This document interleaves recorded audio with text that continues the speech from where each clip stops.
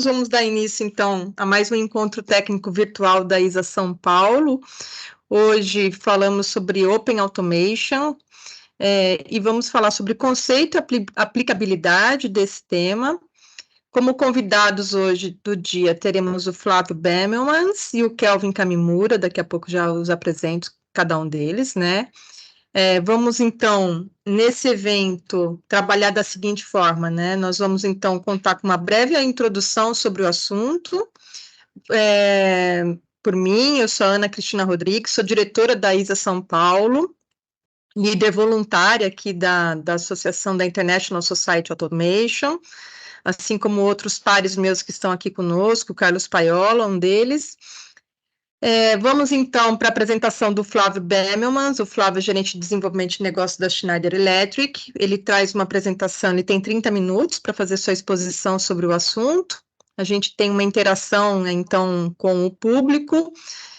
Durante a apresentação do Flávio e do Kelvin, eu vou pedir para que todos tenham os microfones fechados, câmeras desligadas também. E se quiserem já ir postando algumas perguntas para que a gente possa, durante esse intervalo entre as apresentações, a gente possa, então, abrir para que as perguntas sejam trabalhadas, ouvidas e respondidas pelos palestrantes. Depois do Flávio, a gente vem com o Kelvin Kamimura, gerente de produto da Westcon, ele também terá 30 minutos de exposição sobre o assunto, né? E a gente faz, então, um encerramento com uma discussão aberta com todos, para que a gente possa debater esse assunto, né? Então, já comentei sobre as boas práticas aqui de microfone desligado, seja se estiver no computador ou no celular. Esse é o evento, né? Nós estamos aqui hoje no evento técnico virtual planejado aqui para o dia 30 de agosto, é o quarto evento da ISA Seção São Paulo deste ano. Ainda temos planejados para os próximos, vamos falar sobre inteligência artificial, analytics e machine learning para aplicados na indústria, no dia 13 de setembro. Nós temos um encontro técnico presencial na USP, falando sobre a importância da ISA e na capacitação de profissionais de automação e gestão industriais. E depois nós ainda temos para falar sobre tecnologias habilitadoras para o Internet das Coisas Industriais, né, a IoT, e a nossa confraternização de final de ano, que a gente sempre traz os membros da ISA, e a gente se reúne, faz um encontro presencial dos membros, né?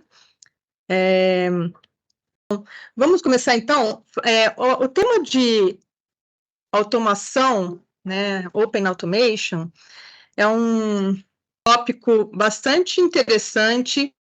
Ele tem a ver com padronizações e o uso e aproveitamento de aplicativos de software entre diferentes tipos de tecnologia, tipos de fabricantes de automação. Então, o The Open Group é uma organização internacional que trabalha com essa questão de arquiteturas abertas e reaproveitamento de aplicativos de software.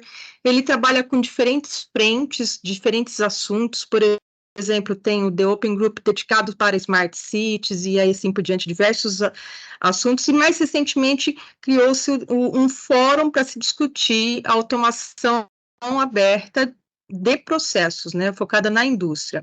E quando a gente fala de arquitetura aberta, nós temos necessariamente que falar sobre padronizações.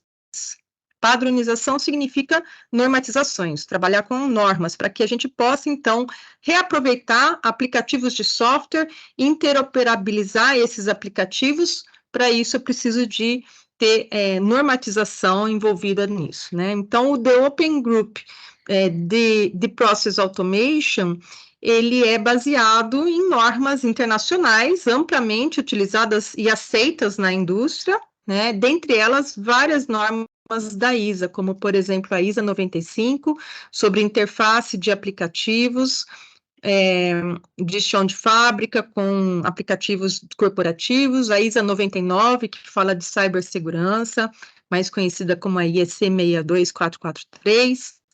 Também, ele também utiliza o padrão da ISA 18 para gerenciamento de alarmes, ele utiliza padrões de linguagem de programação, acredito que tanto o Flávio que Kelvin explorem esse assunto da programação, da linguagem de programação, para que eu possa, então, de uma forma organizada, eu possa, então, aproveitar aplicativos de software, trabalhar ainda mais com a arquitetura aberta e fugir dos softwares proprietários de cada um dos fabricantes. Não? Então, essa é a ideia que tem por trás da automação aberta, desse conceito de Open Automation.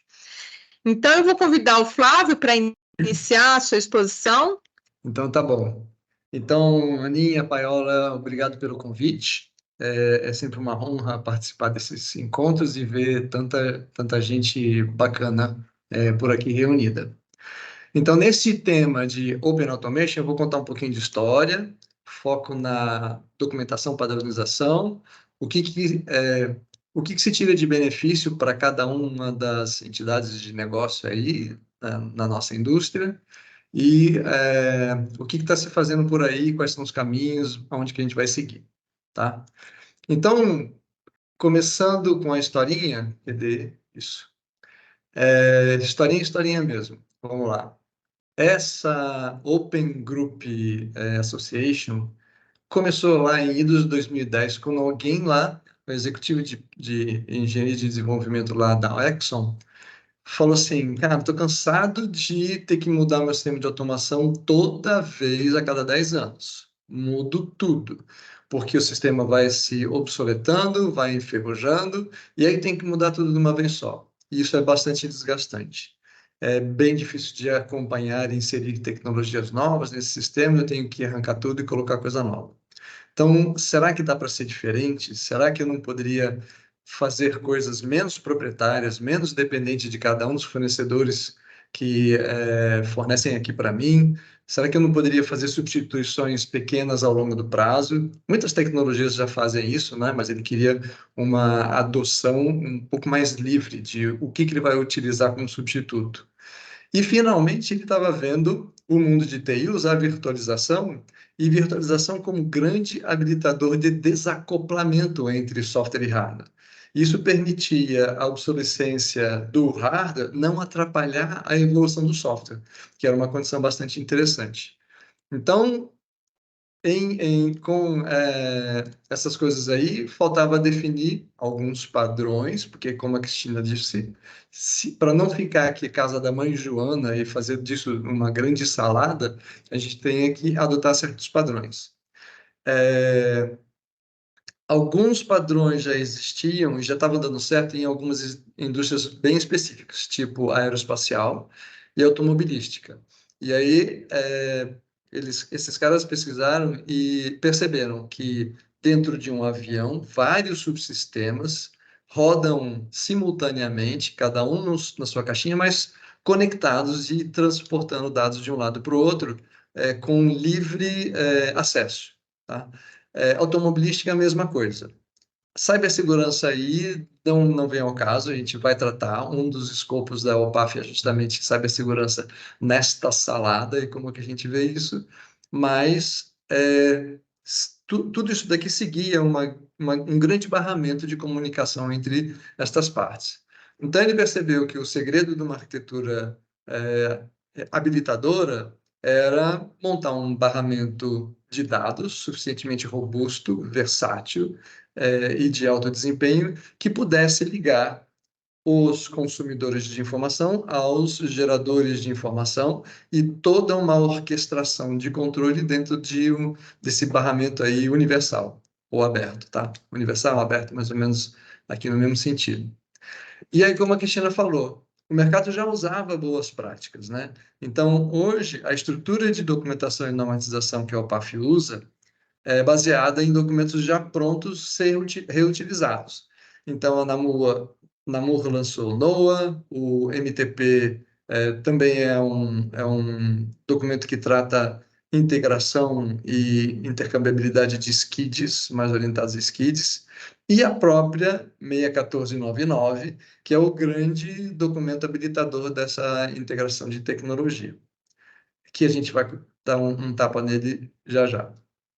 Bom, ficou claro que para a Exxon interessava muito E aí a pergunta é, interessa para quem mais? Né? Para toda a indústria, todo tipo de indústria interessa, indústria grande, processo contínuo, pequena ou manufatura.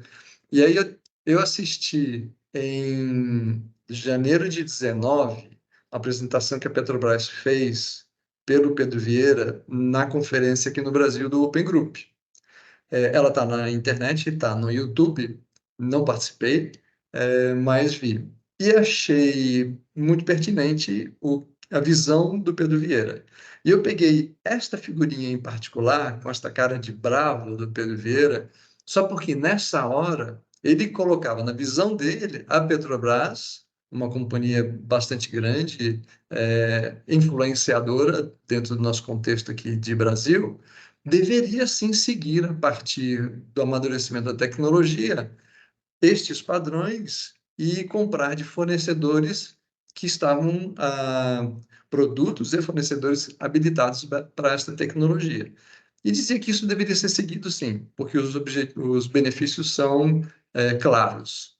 Bom, interessa para a Exxon, interessou para vários usuários, inclusive Petrobras, que é bastante grande, e interessa para os fornecedores. O fornecedor tem a ganhar com isso. Mas interessa sim. Veja, existe um jornalzinho que a OPAF publica a cada 3 meses. Eu tirei esse pedacinho da edição de novembro do ano passado, e ela conta uma reunião de leadership em que a OPAF arranjou um espaço, convidou todos os fornecedores que estavam desenvolvendo protótipos ou já tinham produtos de prateleira para expor. E aí olha quem apareceu. Apareceu todo mundo. Os grandes players de mercado aí de TCS e PLC estão aí, estão presentes, estão adotando essa tecnologia e investindo no desenvolvimento de produtos, software e hardware, é, dentro dessa tecnologia. E, de fato, se a gente for dar uma olhada na estrutura da OPAF, né? OPAF é Open Forum, né? Então, dentro da organização Open Process Automation, este grupo trata especificamente do desenvolvimento da automação universal industrial. E veja que tem representante não só da indústria, como também de fornecedores. Lá em cima, no topo, a Shell divide a cadeira com a CSI Automação, que é uma empresa de integração de automação. E aí, para cada um desses níveis, tem representante da indústria, representante como fornecedor, e toda esta parte aí, os 2 níveis para baixo, né, que mostram a parte mais tecnológica, e você repara, todas elas têm um nomezinho, parte 1, parte 2, parte 3 e por aí vai, e parte 6 é a maior delas, né, que está aqui embaixo. Todas elas têm representante da indústria e representante dos fornecedores. Então, sim, os fornecedores apostam, investem e estão produzindo produtos, equipamentos de hardware e de software, ambientes de software, compatíveis com esta nova arquitetura, seguindo essas normas aí. E este grupo, aliás, ele definiu que o escopo de endereçar esta abertura, esta universalização, está restrito à camada de controle. Então, seja PLC ou DCS, com a camada de supervisão e de aplicativos, este é o escopo de universalização. E está fora disso daí a área de shutdown de emergência. Tá bom? Muito bem. O que essa moçada propôs? Então, de volta na arquitetura, o barramento é o grande habilitador disso tudo, e a gente vê aqui ele cercado dessas coisinhas laranja. Então, laranja é o foco da Open Process Automation e é onde a norma rege, né? Então, essas partes importantes chamadas DCN aqui embaixo, Distributed Control Node, são os bloquinhos capazes de executar lógica. E essa lógica, em princípio, pode ser executada em qualquer máquina, controlador de qualquer vendedor, cujo produto seja aderente e siga as interfaces determinadas aí pela norma. E aí a gente consegue colocar uma coisa de um lado e do outro. Quando este produtinho sai um pouco da pegada tradicional de controlador de processo e começa a endereçar os modelos de negócio e fazer transação com a camada corporativa, ele sai daquele ciclo contínuo de controle e passa a fazer comunicação transacional com o sistema de negócios. Então, ele passa a ser executado numa outra plataforma, que é essa aí de cima, que a gente chama de RTAC, ou Real Time Advanced Computing Platform, tá? E aí ele faz conexão mais próxima dos pacotes transacionais da rede corporativa do que os subsistemas de I/O da minha rede de automação, ok? Bom, eu tirei um outro pedacinho daquele jornalzinho lá da UPAF para colocar um novo, para mostrar para vocês um novo item de influenciador desta tecnologia, ou motivador, que é a transformação em digital. O que começou no passado como um desafio, que era a obsolescência de hardware impactando no desenvolvimento de software, começou a ter uma outra cara e reconhecer outras vantagens, que é a transformação digital. Então, hoje a indústria reconhece que transformação digital é um grande habilitador de diferencial competitivo e ela está centrada no software. Então, ela traz outras maneiras de implementar a automação mais associado com, sei lá, coisas disruptivas, né? Analítica, machine learning, inteligência artificial, reconhecimento de padrão, análise de imagem, correlação de múltiplos bancos de dados, etc., etc., que exige mais processamento, que está muito próximo dos desenvolvedores de software desta camada, mas que dentro de uma verticalização de um processo produtivo deveria estar rodando junto, né? E respeitar as condições de negócio e de produção de um lado do outro. Então, esta partezinha de software já se deslocando, né, desconectando do controlador tradicional, é abordado pela OPAF como um item bastante importante. E aí segue também essa outra definição de Software Driven Manufacturing, que na verdade a gente já conhece, né? O software é o grande elemento de flexibilidade das linhas de produção. Você tem uma linha mecânica igual, componentes de automação sempre iguais e imutáveis, fixo, mas o software sempre dando uma cara nova para o produto sendo gerado, né? Muda a sequência, muda as quantidades, e em vez de fazer iogurte, faz coisas diferentes por lá, tá?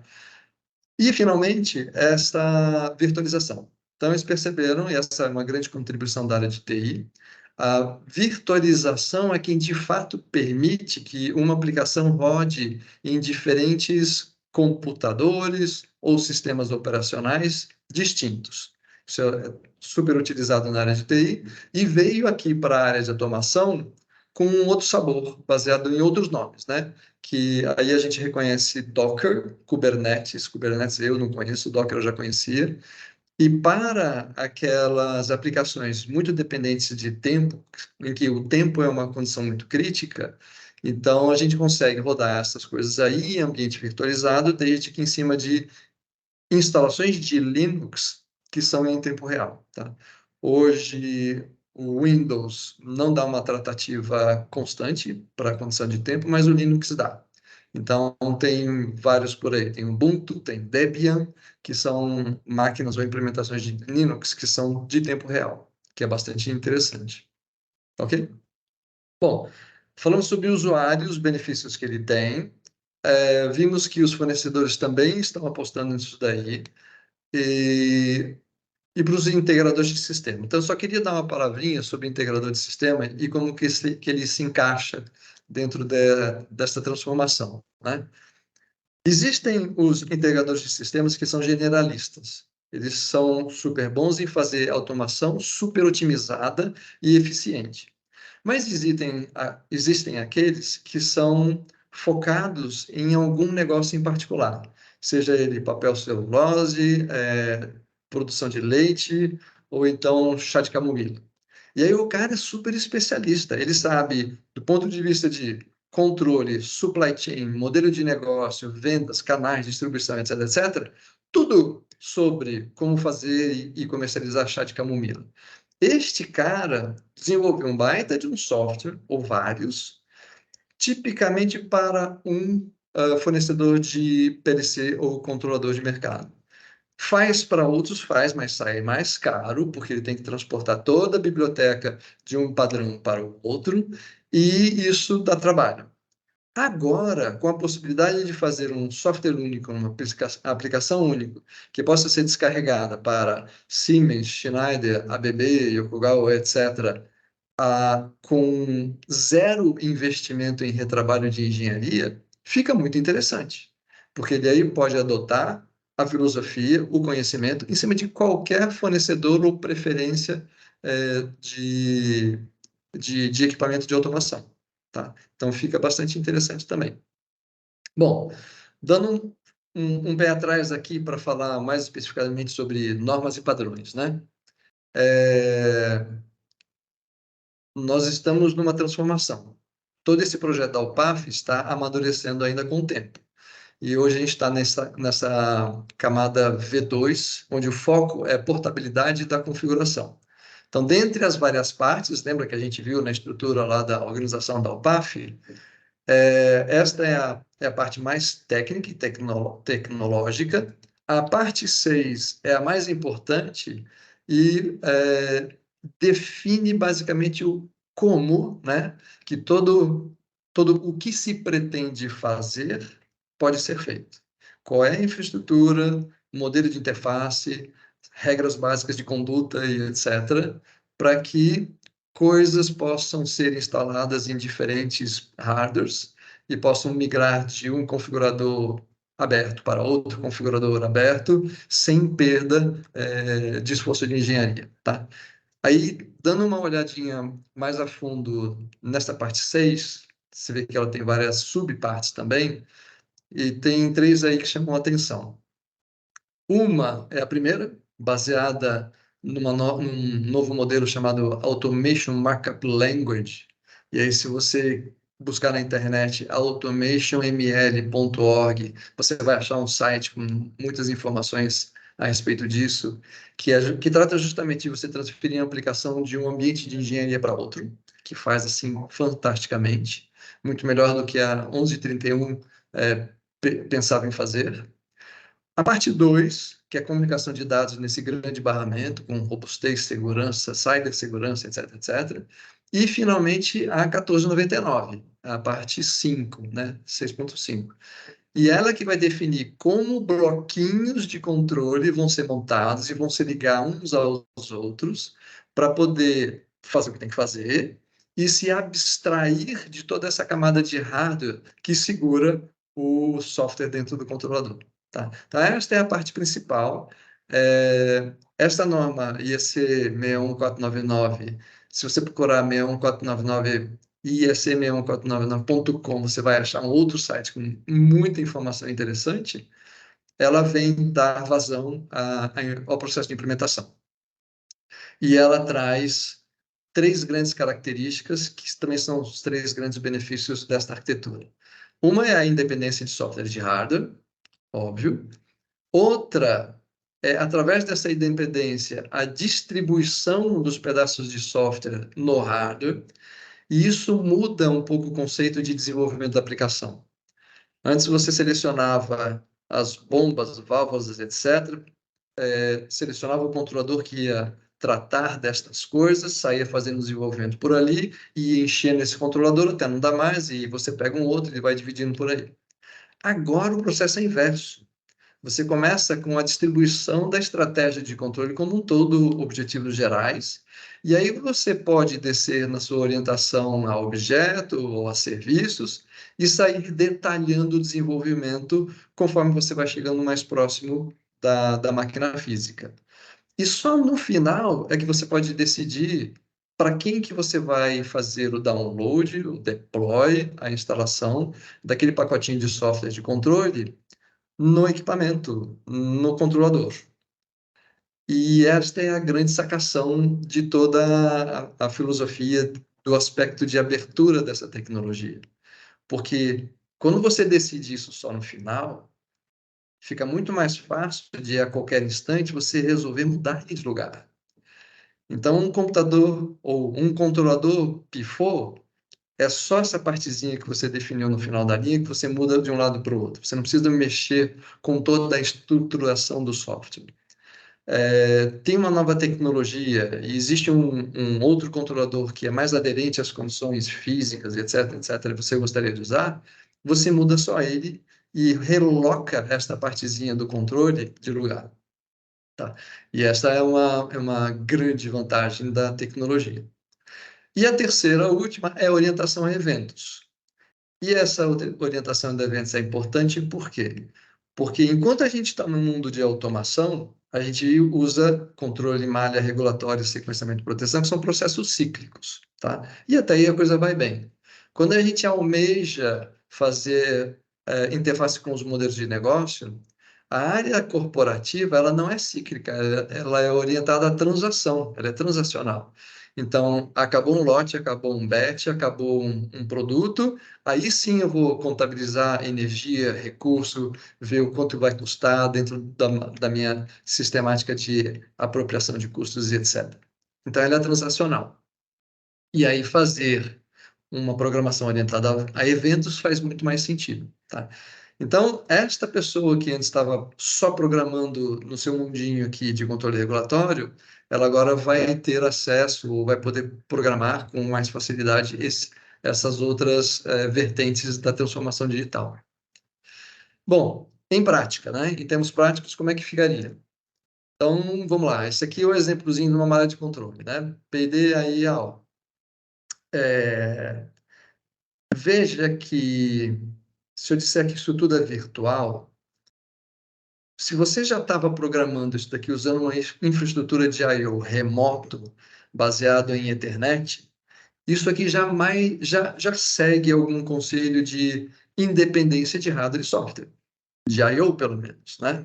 Então eu tenho um subsistema de I/O em rede, eu me conecto por Ethernet IP, Profinet, OPC-UA, etc., deslocado no meu ambiente de controle que roda aqui nessa caixa aqui em cima, tá? Mas, enfim, mesmo não adotando esta topologia ou este modelo, a minha única dependência de hardware está nas pontas, né? Na hora que eu falo com o sensor e na hora que eu falo com o atuador da válvula.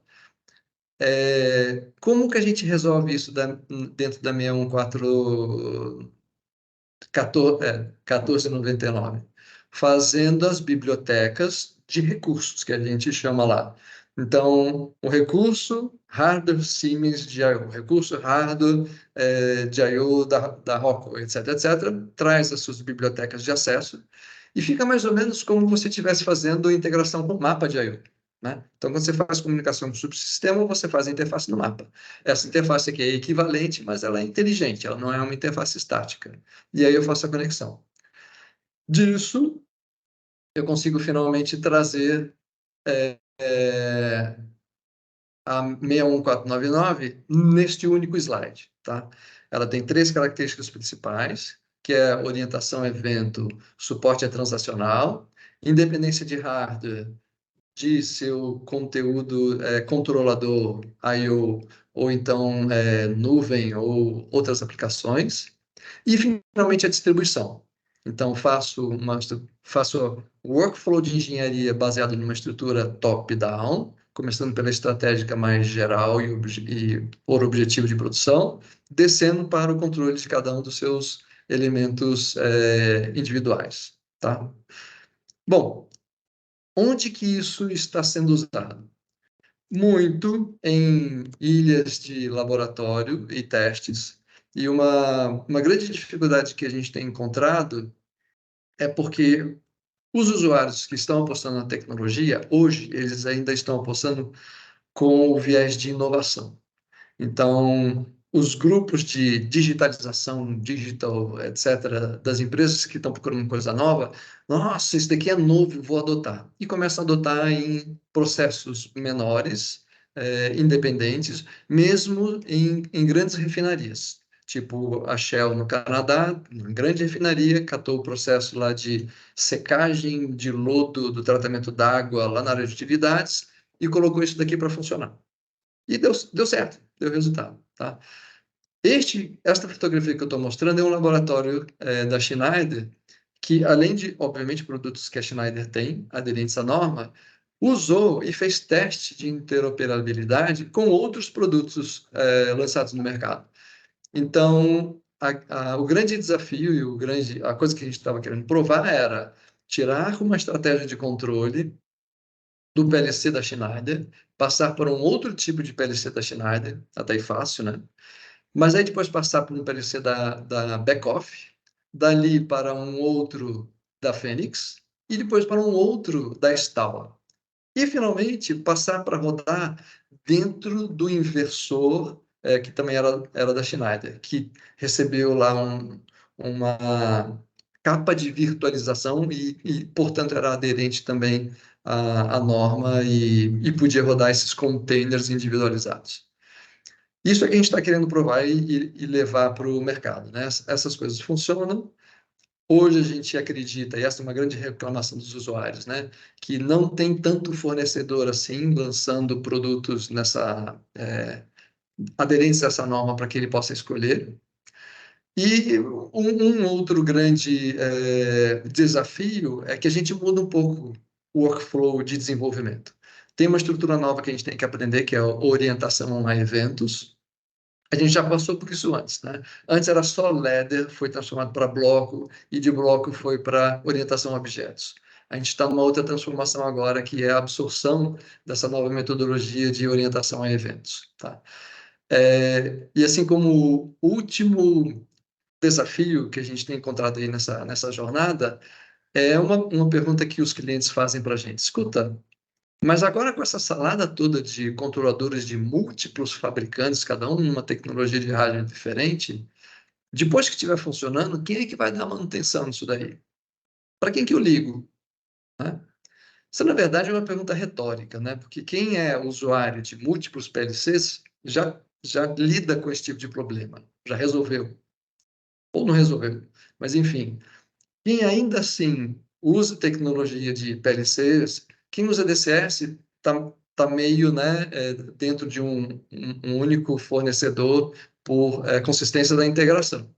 Mas quem usa PLC, mas adota um único fornecedor de PLC, não está apostando no equipamento em si, está apostando na capacidade de engenharia, envergadura da companhia, relacionamento e tudo mais, né?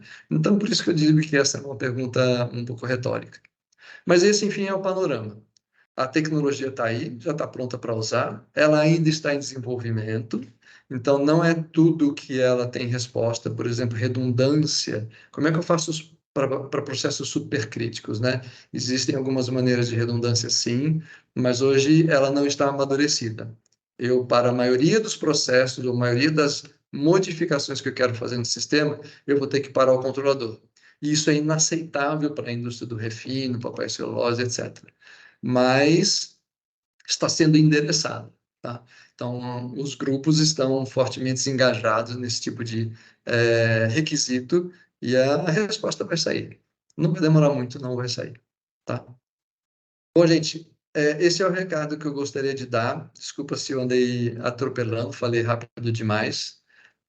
Obrigado pela audiência. Se vocês quiserem fazer perguntas, essa é a hora, por favor, comentem, deem o seu like, toquem no sininho para receber atualizações. Cristina, com você. Obrigado. Super claro, Flávio. Muito boa explicação. Eu pelo menos aprendi bastante aqui, coisa que eu não conhecia ainda, tá? E deixa eu aproveitar aqui e fazer já uma perguntinha para você e Por estimular favor. aqui aos nossos participantes também a fazerem as suas perguntas. Eu sei que já tem mãos levantadas aqui, tá? Então, a primeira que eu faço para você, Flávio, é a seguinte. Você comentou, só um minutinho aqui. Você comentou que o conceito de automação aberta, né, é um conceito que eu vou ter uma arquitetura totalmente aberta com um aplicativo de software reaproveitável, reutilizável em diferentes equipamentos compatíveis aí com essa padronização, é claro, né? Você comentou que nem todos ainda estão compatíveis, mas existe aí uma forte tendência da adesão a a esse conceito pelos fabricantes, né? Mas você comentou que esse conceito ele é bom para a indústria, ele é bom para o integrador e é bom para o fabricante de automação.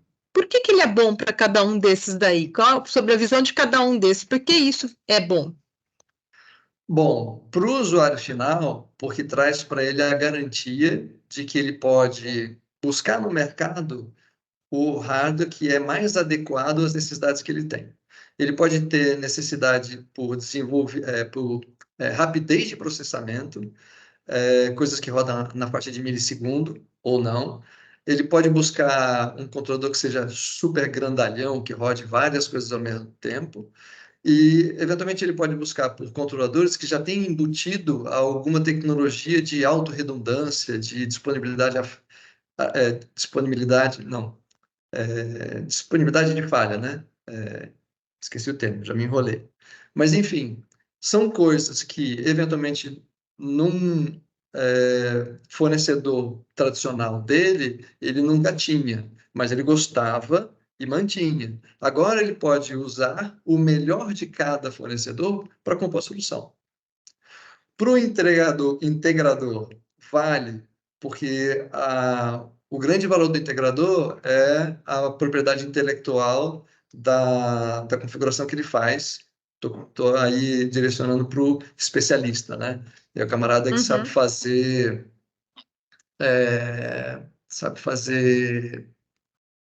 chá de camomila, como eu falei, né?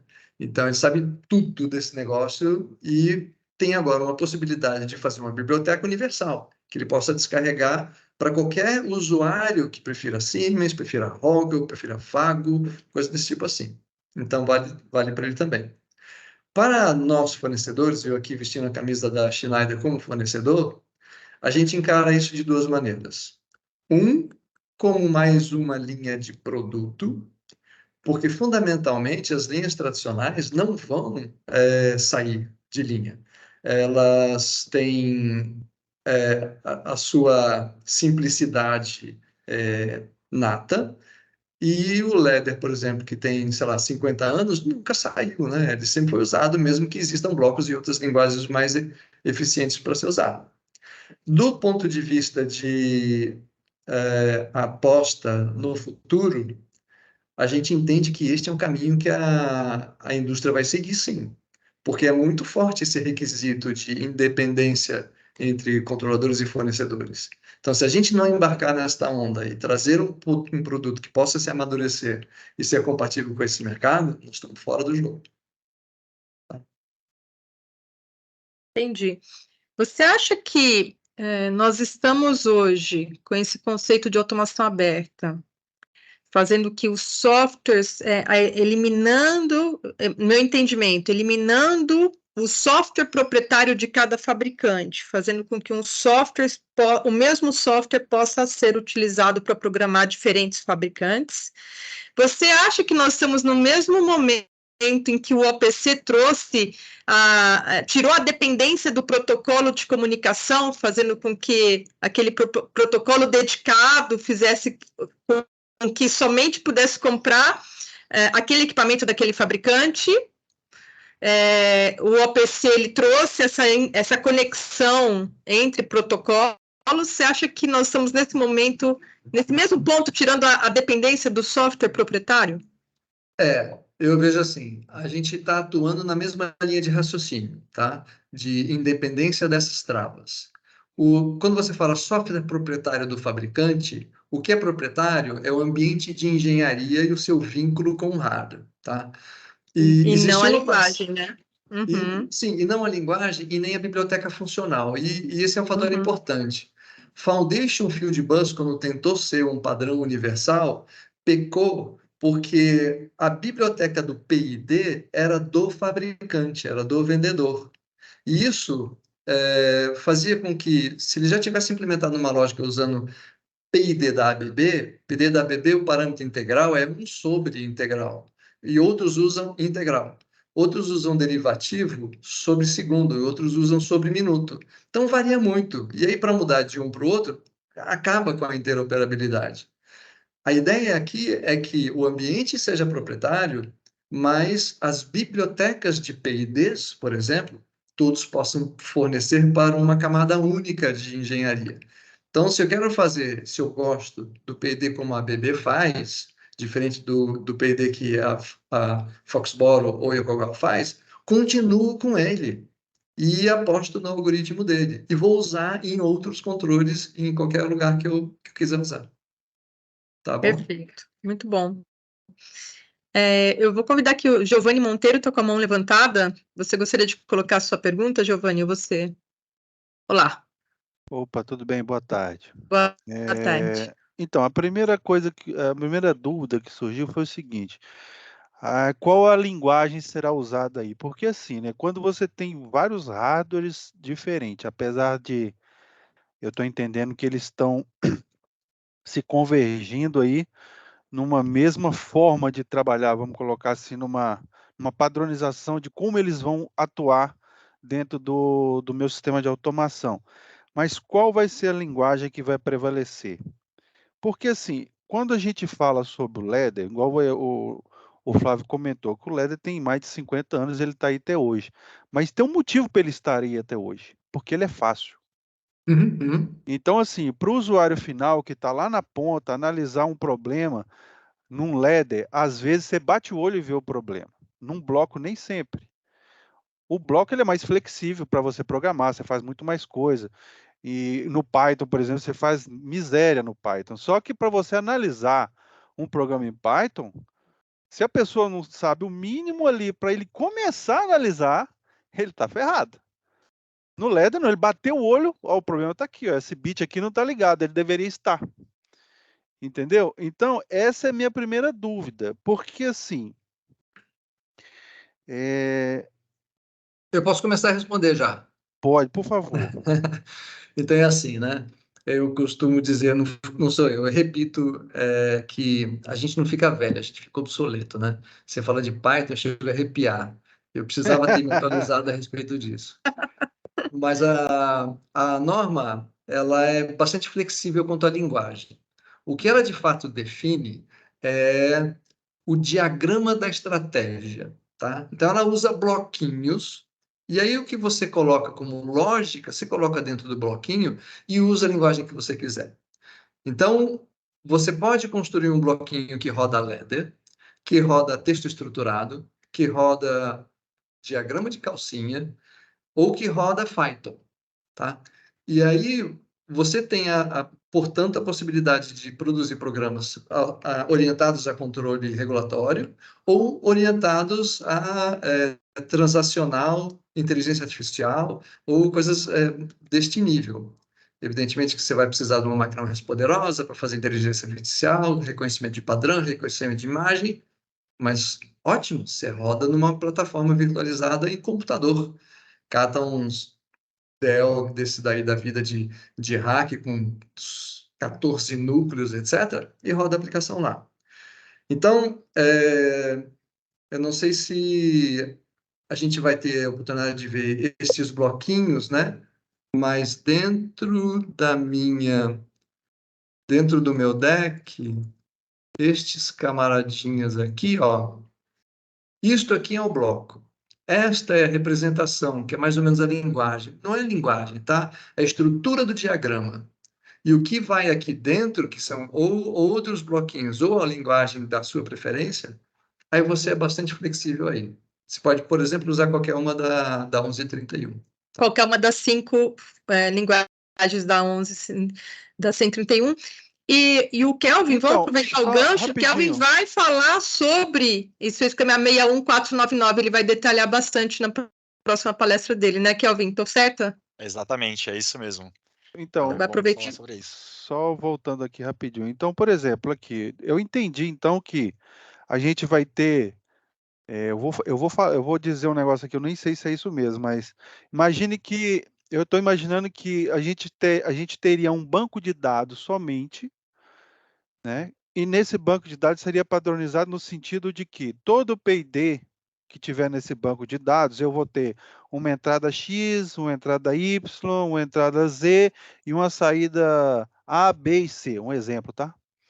Então, pode ser um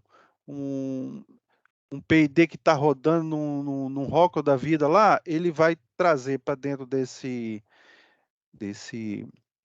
banco de dados que todo mundo está vendo, vamos colocar assim, esse padrão. Então, por exemplo, o Schneider lá da ponta, ele sabe que a entrada Z faz isso, a entrada Y faz aquilo, isso vai estar padronizado. Isso aí é que eu entendi.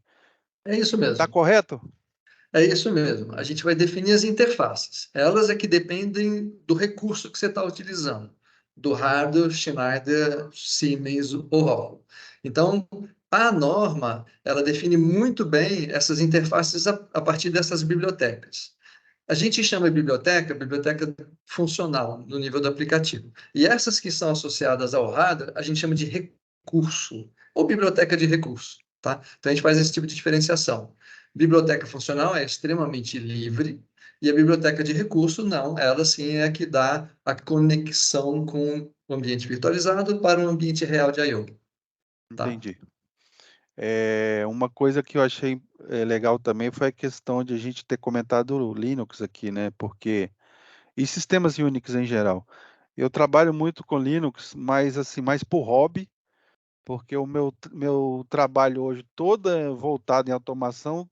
O Windows está lá desde sempre, né? A Microsoft está lá desde Uhum. sempre. E assim, não é que seja ruim, mas se você tem umas outras opções, é bem melhor, né? E eu prefiro, né, o Linux, trabalhar com Linux, né? Que eu acho mais robusto para certas coisas do que o Windows, né? E você pode enxugar o sistema operacional de forma que eu tenha o Linux que eu preciso, né? Geralmente o Microsoft você tem uma Ferrari para ir na padaria às vezes, né? Comprar pão, sendo que você pode ter uma bicicleta Linux que vai na padaria e compra o pão do mesmo jeito, mas a eficiência que se faz isso, a energia que se gasta para fazer isso, o tempo que se leva para fazer isso é muito mais otimizada, né? Quando você tem um sistema operacional do tamanho que você precisa, né? Exatamente. O Linux ele pode ser super compacto, né? Hoje a gente Exato. encontra o Linux em switches, a gente encontra Linux na torradeira, na geladeira, em Sim. todos esses equipamentos conectados. Por Tem que que não sistemas é o Windows? operacionais completos hoje que não dá 40 mega. Exatamente, exatamente. É bacana. Já vi que você é um escovador de bit, hein? Preciso É aprender por muito com aí. você. Mas obrigado aí. Tô feliz aí para onde a gente está indo. Que bacana, muito bom. Pronto. Obrigada pela Obrigado, viu? participação.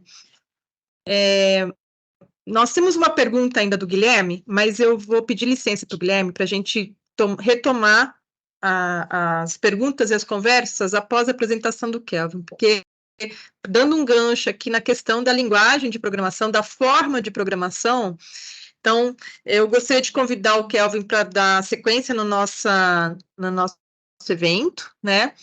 Aproveitando aqui, reforçar, o Kelvin é o gerente de produto da Westcom, né? Ele é técnico de automação industrial pelo Senai, engenheiro Profinet pela Profibus e Profinet International, PI. É bacharel em administração pelo Senac e pós-graduado em marketing pela FAAP. Ele atua na automação e redes industriais e IoT há 15 anos. Assim como o Flávio, também conheço bem o Kelvin, um super profissional. Bem-vindo, Kelvin, e obrigada aí pela participação e interesse em estar aqui com a gente hoje. E eu vou pedir para você compartilhar a sua tela para dar sequência, tá ok? Ok. Bom, boa noite a todos. Muito obrigado, Ana, e a todos aqui presentes pela oportunidade. E dando sequência aqui, então, ao nosso tema de Open Automation, eu vou entrar um pouco mais aí relacionado a justamente esse 61499, né? Então aqui eu até criei uma pequena agenda aqui para a gente saber a sequência, né? Então eu vou fazer uma pequena introdução sobre a Westcom, que é a empresa com a qual eu trabalho, né? O porquê da Open Automation, né? Como que a IEC 6149 pode contribuir com a Open Automation, né? Essa questão dos function blocks, né? Esses blocos de funções dentro da norma, que a gente até já teve uma discussão aqui bastante rica. Trazer um pouco também do conceito de CAT, Composite Automation Type, aplicações ou aplicabilidade, né, e a conclusão desses temas, tá? Então, uma breve introdução aqui sobre a Westcon, né? A Westcon, ela é uma empresa brasileira localizada em São Paulo, né? E este ano de 2023, ela completou 29 anos de atuação no mercado brasileiro, né? É um distribuidor no ramo de tecnologia para a indústria. E nós somos, é uma empresa que ela está muito ligada a tecnologias de redes industriais, cibersegurança, IoT e indústria 4.0, né? Somos um centro de competência, treinamento, certificado pela PI International da Alemanha. Temos um corpo técnico aí que foi bastante robusto, bastante treinado, inclusive fora do país, né? Inclusive para normas de cibersegurança, como a ISM 62443, passando aí pelos 4 estágios, né? E também é uma empresa especialista em automação industrial, certificada aí pela Schneider Electric como uma empresa, um distribuidor especializado em automação industrial. Tá? Então, é uma empresa aí Certified Alliance IAD. Tá? Então, só um breve histórico aqui da Westcon. Né? E aí, falando um pouco da Open Automation, né? Os desafios da indústria. Então, o Flávio bem trouxe aí a dificuldade que é de integrar essas novas tecnologias, né? Especialmente de terceiros, né?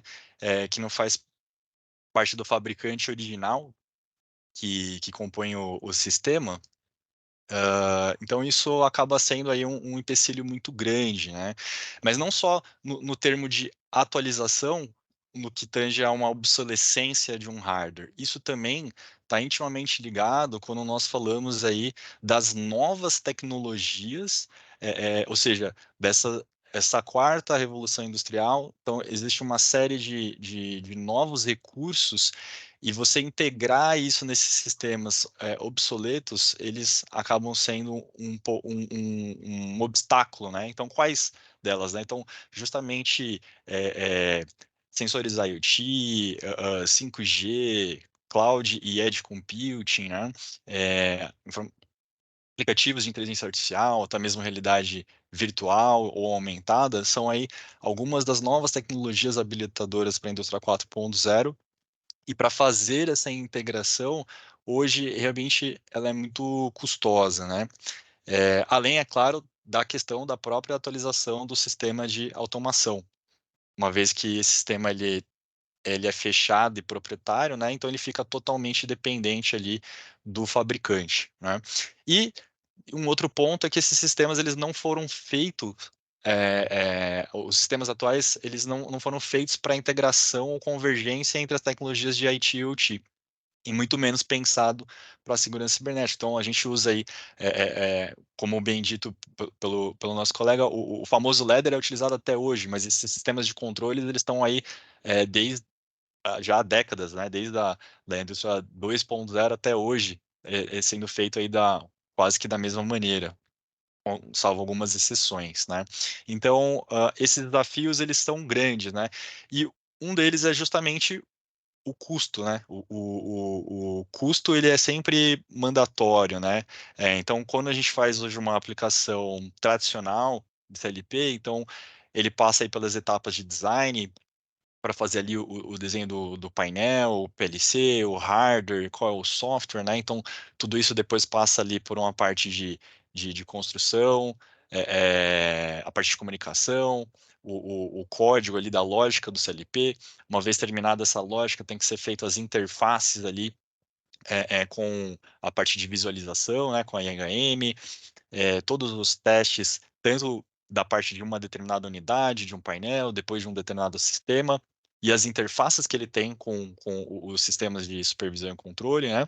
E por último, ali a parte de manutenção, o versionamento de cada um desses elementos, que são os dispositivos de campo e de controle, e depois a ressincronização, caso a gente faça alguma alteração ou alguma mudança de versão. Então, esse modelo tradicional, repara que se eu mexer em qualquer elemento que seja em qualquer parte desse sistema, ele acaba gerando um efeito dominó, porque eu tenho que mexer ali no... vem um usuário e fala assim, eu preciso fazer uma alteração, então eu preciso mudar uma parte no código, já vai mexer em algo que está relacionado à rede, e aí isso já implica em mexer no que está também depois no supervisório, depois no banco de dados, no sistema de Mésia e por aí vai, né? Então, isso acaba elevando muito os custos, né? E os desafios de competitividade, né? Então, quando a gente faz esse projeto de automação aí baseado na 6131, seja ele em Ladder ou nas outras linguagens dentro da SAEC, né? A gente está utilizando ali uma interface de engenharia, né? Que ela encaixa perfeitamente com o controlador, porque ela é do mesmo fabricante, né? Então, uma vez que eu tenho essa dependência de hardware, né? Então, se eu mudo, de repente, eu pretendo mudar esse controlador, eu tenho um problema, porque toda essa minha lógica que foi feito dentro desse projeto original, eu não consigo descarregar nesse controlador que tem um modelo diferente, né? Muitas vezes isso acontece, inclusive, dentro do mesmo fabricante, né? Mas quando você muda de fabricante, então, nem se fale, não existe nenhuma possibilidade ali de você utilizar. Mesmo que você tenha a mesma linguagem, mas você tem a dependência justamente da ferramenta de engenharia que é incompatível, né? Então ele fica aí com essa dependência e isso traz um elevado custo de mudança, por conta justamente não só de você ter que ter esse novo sistema de engenharia compatível com esse novo controlador, mas você também tem que refazer toda essa lógica com HH, energia de tempo investido e tudo mais, né?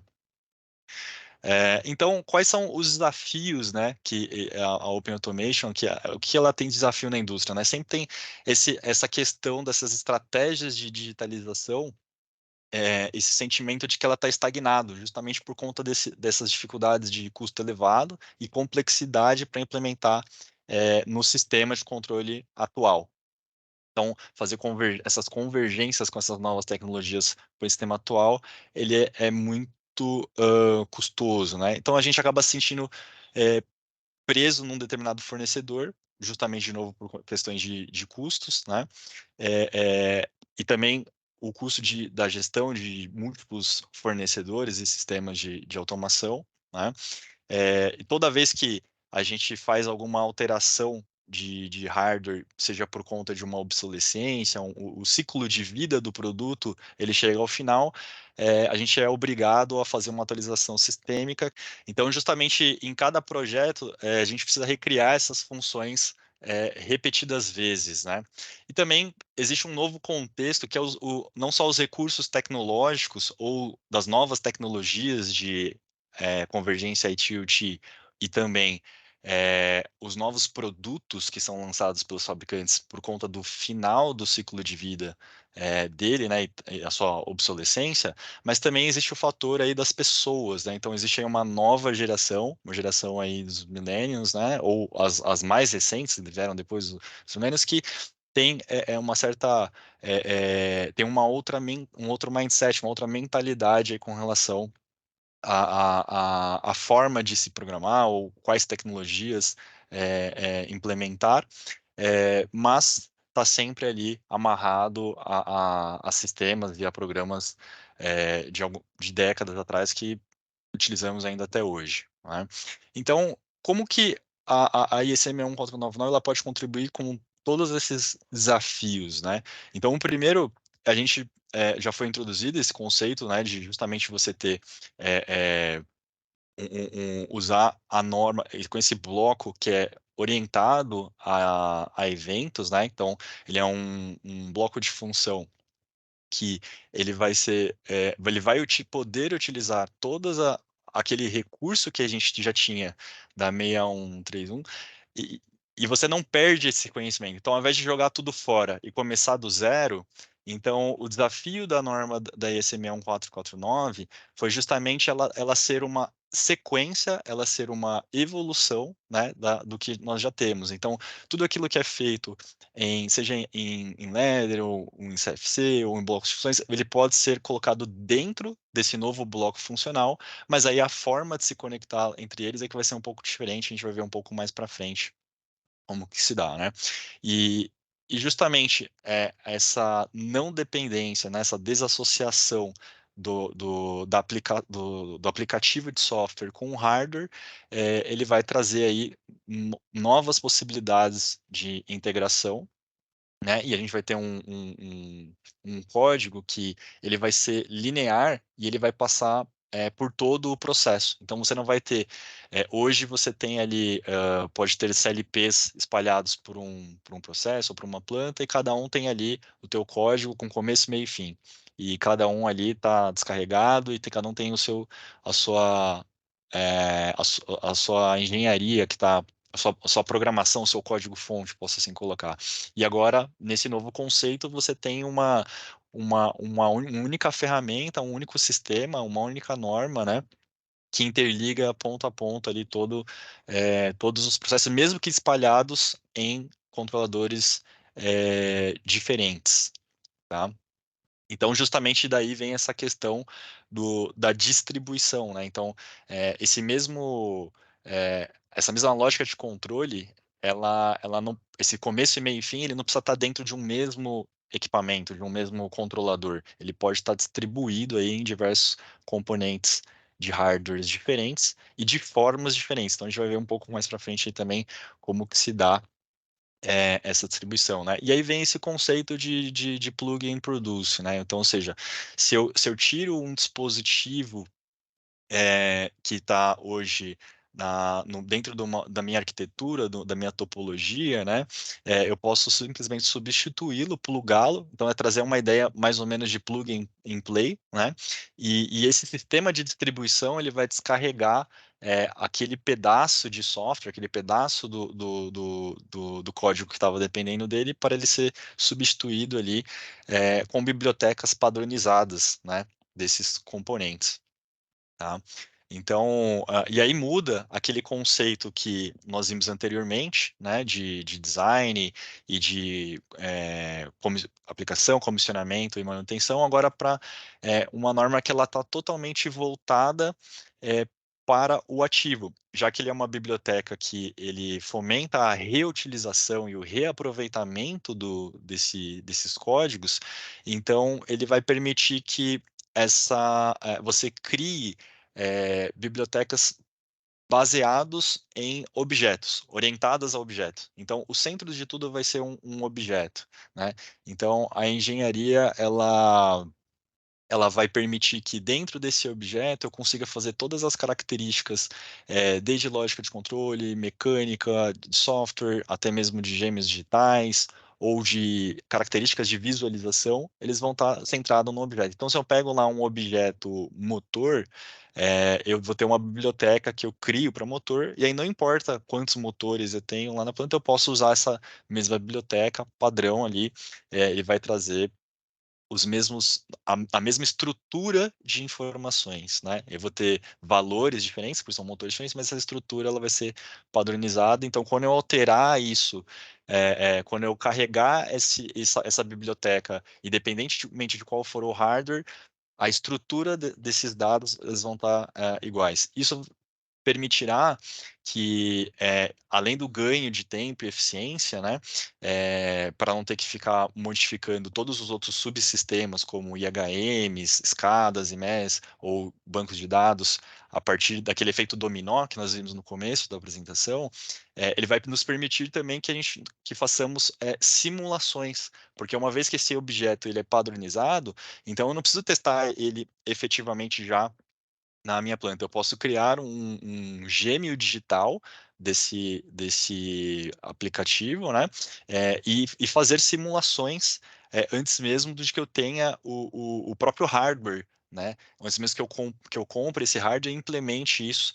Então, eu não preciso fazer ali comprar uma unidade de cada elemento e fazer um teste numa pequena área. Eu posso fazer isso virtualmente, né? Então, basta eu selecionar virtualmente esses hardwares, fazer o deploy, descarregá-los e depois verificar em emulações como que ele se comporta para eu descobrir através de se eu tenho algum gargalo, se eu fizer alguma mudança no set de parâmetro ali de uma variável, se ele vai ter uma melhor performance dentro do meu processo, né?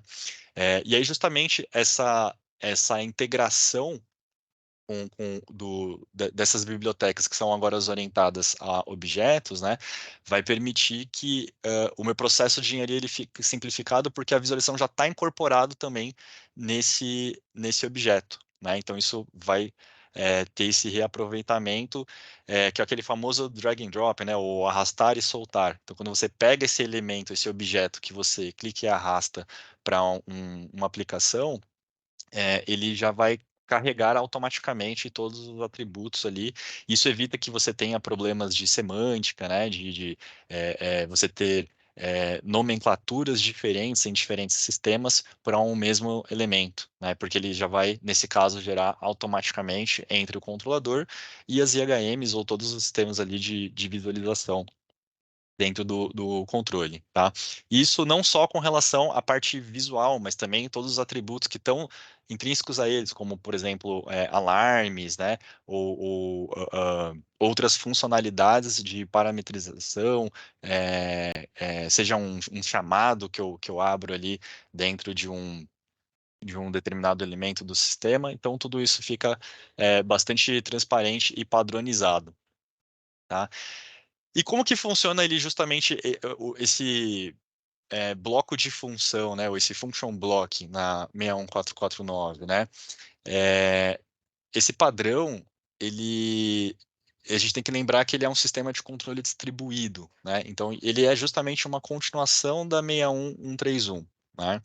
Então, justamente como já foi discutido, ele reaproveita todo aquele know-how dessa norma e ele pode ser embutido encapsulado dentro desse novo function block, né?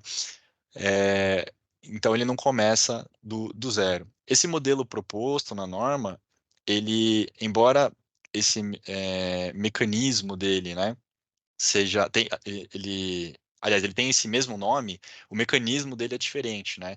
Então, por exemplo, para que eu interligue um bloco de função com outro, eu só posso interligar justamente ali pelo que ele chama de eventos, né? Então, ele tem ali do lado esquerdo a entrada de eventos, que ele liga de um bloco anterior, e a saída de eventos. Então, basicamente, eu não vou interligar ali os dados diretamente, né? Então, como que ele vai funcionar? Existe uma associação dos dados de entrada com esses dados de evento.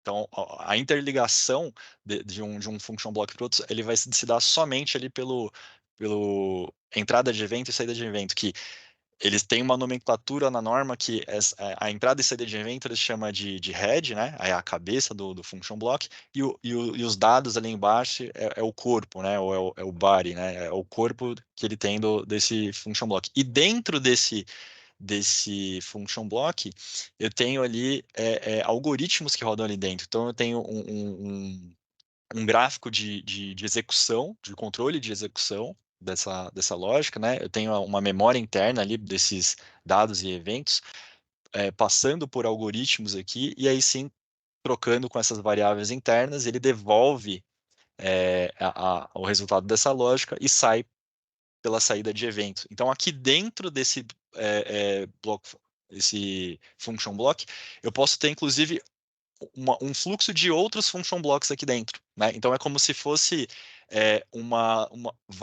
vários blocos de funções, ou ladder, ou outras, ou texto estruturado, ou outras linguagens quaisquer, encapsulada dentro de um function block, que ele tem como padrão essas entrada e saída de eventos. E por que ele tem como padrão essa entrada e saída de evento? Justamente para padronizar, independentemente de qual é a linguagem que eu uso dentro desse function block, mas a interface de conexão entre um bloco e outro, ele vai ser sempre padronizado. E aí é uma diferença fundamental entre o function block da 61499 com o que nós já temos ali da 6131, né?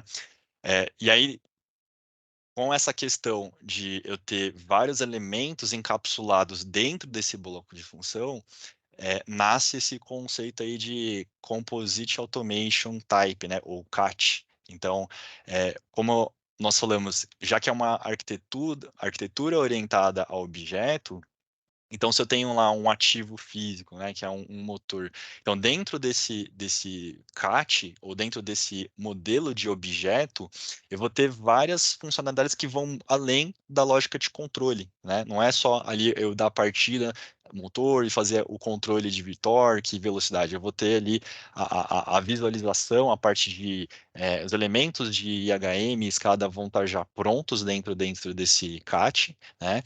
As interfaces de entrada e saída e de conectividade dele também vão estar prontos e padronizados, né? Justamente aquela parte de simulação e testes, e também a parte de documentação. Então, por exemplo, se eu preciso ter ali um PNID, se eu preciso ter um diagrama ou um documento elétrico ou qualquer outra documentação, seja mecânica, seja elétrica, ou seja de processo, ou qualquer coisa que valha, eu tenho dentro desse objeto, dentro desse CAT. Por quê? Porque quando eu chamar esse ativo em qualquer parte do processo, eu não vou precisar recriar para cada um deles. Ele já vai estar pronto e toda vez que eu usar esse elemento, ele já vai carregar automaticamente todas esses atributos. Então, é uma forma aí bastante eficiente de reutilização de algo que já foi criado. Então, no começo, ele dá um pouquinho ali de trabalho para você poder criar esse objeto, mas uma vez ele criado, se torna muito mais rápido, que é justamente você poder clicar, arrastar e reutilizar de maneira que você não precisa mais sequer até fazer o código em si, você não vai precisar mais, então aquela ideia de low code, né? Então, você já vai usar uma biblioteca que já está pronta e você vai parametrizá-la, tá? E com esse CAT pronto, ele vai poder nos propiciar ali justamente esse conceito de plug and produce, né?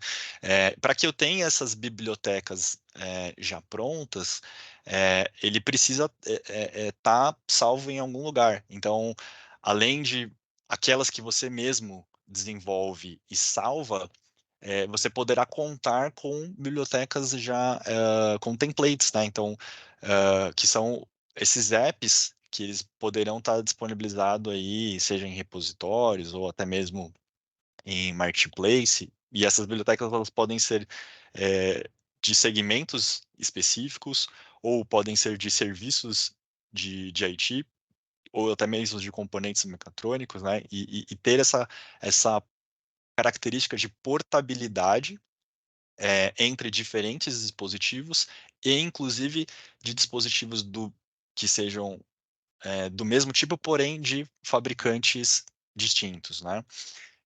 E passar para esse modelo que ele chama aqui de single line engineering, né? Então você vai ter uma única linha que interliga todos esses function blocks por todo o processo, né? Então ele hoje a gente tem um custo muito elevado, porque a gente tem aquele efeito dominó, para cada alteração que é feita numa parte do processo, todo o restante ele precisa ser readequado. Então, os custos aumentam e o time to market também aumenta. Você tem uma baixa flexibilidade e você tem um problema ali de qualidade do ponto de vista de padronização, né? E nessa nova proposta de modelo, né, utilizando esses apps, o teu custo diminui, o teu time to market também, né, e você tem uma arquitetura muito mais flexível e com maior índice de padronização, portanto, qualidade, né? E aqui em termos de aplicabilidade, né, então, que são alguns exemplos de hardwares, né, então eu trouxe aqui propositadamente alguns elementos aqui de CLPs que nós temos dentro da Westcon, né, CLPs para máquinas, ou CLPs de processo, ou CLPs, inclusive, com funcionalidades de IoT, até mesmo os PCs industriais, né, remotas I/O, e ali, no caso, o exemplo do inversor de frequência, que o Flávio até comentou, no que tem um laboratório da Schneider, né? Então ele existe ali um elemento que é um cartão, e dentro desse cartão ele tem uma placa computacional, né? Uma placa embarcada, embedded, que permite também descarregar ali as lógicas e rodar dentro dele, né? Então esse conceito aí, eles a Schneider ela tem como chamado de DPAC, que é justamente a abreviação de controlador programável de automação distribuído, né?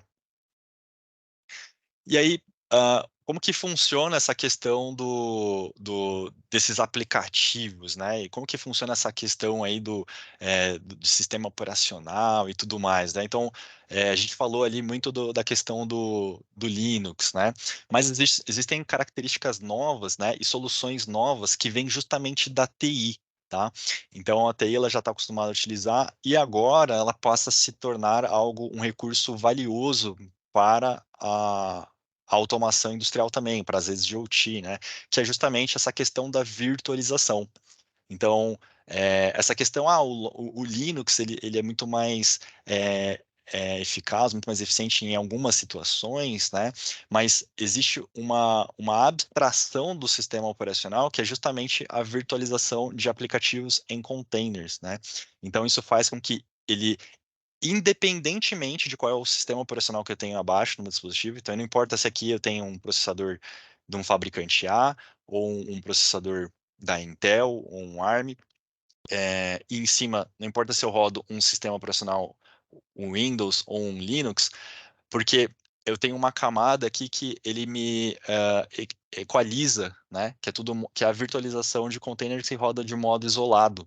Então, em cima do Docker, não importa qual é o sistema de operação que eu tenho embaixo. Então, ele faz essa padronização e ele permite a virtualização desses aplicativos, né? E aí eu tenho o desacoplamento do meu ambiente de desenvolvimento, que ele chama de build time, né? Então, aqui eu tenho aonde eu posso desenvolver aqueles functions blocks, eu posso desenvolver a minha lógica de programação e eu posso salvar essa lógica dentro de algum repositório ou algo do tipo, né? Mas não é aqui que eu executo, né, ele, né? Então eu compilo isso para o meu dispositivo de controle, né? Mas um PLC ele já está preparado para receber desde que seja um PLC, um controlador que atende, que ele seja em conformidade com a IEC 61499, ele já está preparado para receber esse formato de function block, né? Mas se eu tenho, por exemplo, um dispositivo que ele é um dispositivo com capacidade computacional, né? Um PC industrial, ou um PC independentemente do sistema operacional, ele não tem ali onde que eu vou executar esse function block, né? O CLP ele já tem uma instância pronta para recebê-lo. Então, com essa tecnologia que veio da TI para o mundo de IoT, ele permite que eu baixe um aplicativo de controle, só que em formato de software, né?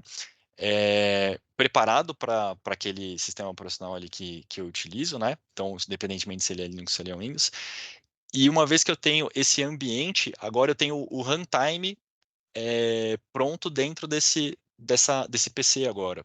E isso permite que agora eu consiga executar esses novos function blocks ali dentro, né? Então, a partir desse momento, agora eu posso pegar aquele tile dos aplicativos que a gente falou, e essas bibliotecas elas podem ser desde bibliotecas específicas, né, de gerenciamento de batelada, ou de segmentos ali de saneamento, né, water, wastewater, ou, por exemplo, de CPG, e aqui são só alguns exemplos, poderiam ser de vários outros, né, e aí com esses aplicativos eu posso pegar esses templates e aproveitar e descarregar no meu controlador, seja ele um padrão de um segmento específico ou generalista, né?